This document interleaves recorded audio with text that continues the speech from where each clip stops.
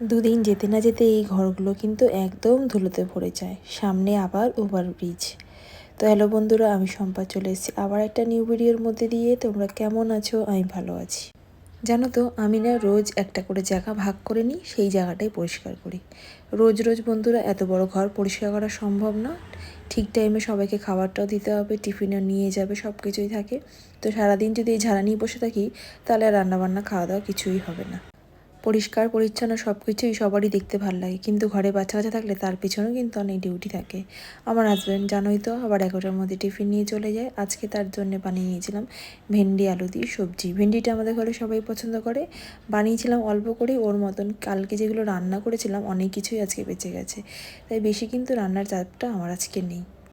এই সোশ্যাল মিডিয়ার জন্যেই কিন্তু আমরা একে অপরের সাথে যুক্ত আছি অনেক অনেক দূর দূরান্ত থেকে। তো বন্ধুরা, এই সোশ্যাল মিডিয়ার যেমন একটা পজিটিভ দিকও আছে, এটা নেগেটিভ দিকও আছে। এখন কিন্তু খুব চলছে স্ক্যাম। ফেসবুকে বিশেষ করে ভিডিও কলিং করছে সবাই। তো বন্ধুরা, তোমাদের জন্য সবাইকে একটু সাবধান করে দিলাম আমি, কেউ কিন্তু ভিডিও কলিং করলে তোমরা রিসিভ করবে না। আজকে আমার মর্নিং জুসটা খেতে খেতে অনেকটাই দেরি হয়ে গেল, তাই সবার সাথে বসে চা খেতে একটু দেরি হয়ে গেছিলো আমার। যদিও আমার শাশুড়ি মার চায়ে আজকে আমি চিনি দিতেই ভুলে গেছি। এরকম কাদের কাদের সাথে হয় বলো তো? চা বানাও, চিনি দিতে ভুলে যাও। আমার সাথে কিন্তু প্রায়ই হয়ে থাকে।